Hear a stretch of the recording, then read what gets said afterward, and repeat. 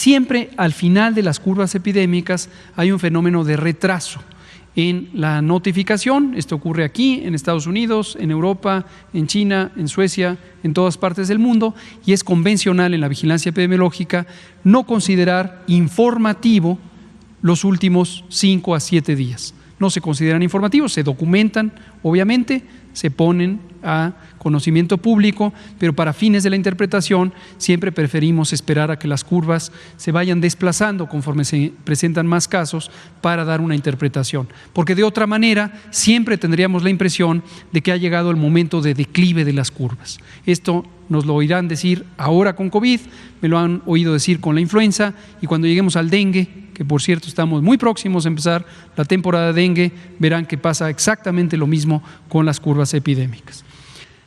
Ahora vemos nuevamente para casos confirmados, y así lo estaré presentando, confirmados sospechosos, confirmados sospechosos. El segundo es más bien la suma de sospechosos y confirmados. Aquí vemos para Villahermosa, Tabasco.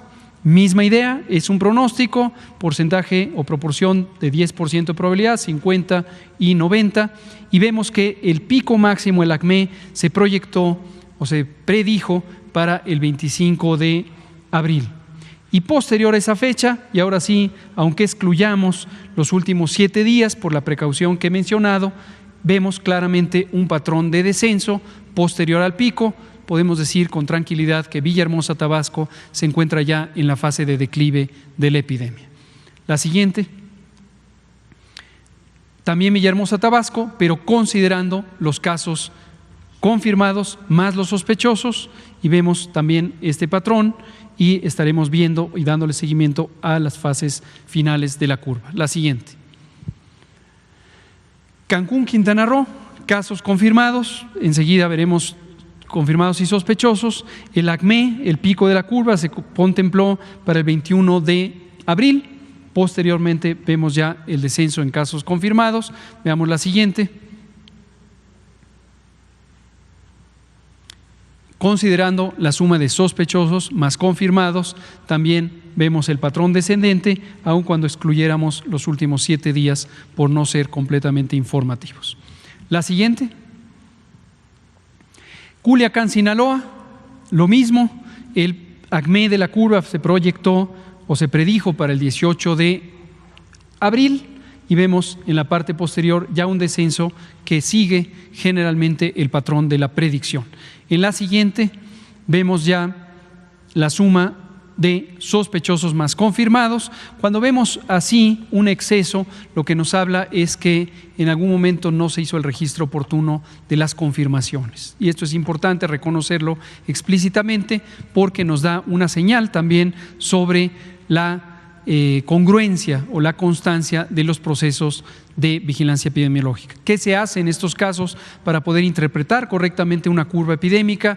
Se usa la información complementaria, que es graficar por fecha de inicio de los síntomas, que es la antepenúltima gráfica que presentó el doctor Alomía y que presentamos todos los días, considerando que hay un tiempo entre que la persona desarrolla los síntomas, que la persona acude a una consulta, que se le toma la muestra, que se procesa la muestra. Si cualquiera de los elementos retrasa su ocurrencia, entonces se dan estas distorsiones. La manera de saber que esto no es un repunte es cuando se grafica por fecha de inicio de los síntomas, y entonces obviamente cambia toda la curva o la mayoría de la curva, en particular los últimos 7 o 10 días, porque se reasignan a una fecha, pero la fecha ahora es la fecha de inicio de los síntomas en vez de la fecha de registro. Cuando se acumulan así, habla de la sospecha de un retraso en el registro o la notificación, y esta es la fecha actual. La siguiente.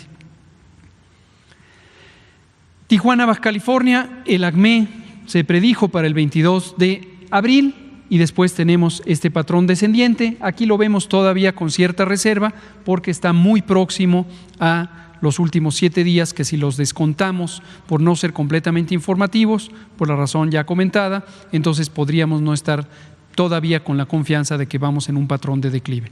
Veamos ahora los casos confirmados, y lo que vemos es posiblemente también una disparidad importante entre confirmados y la suma con sospechosos, lo que nos puede hablar de retraso tanto en la demanda de servicios de salud, como en la confirmación, como en la notificación.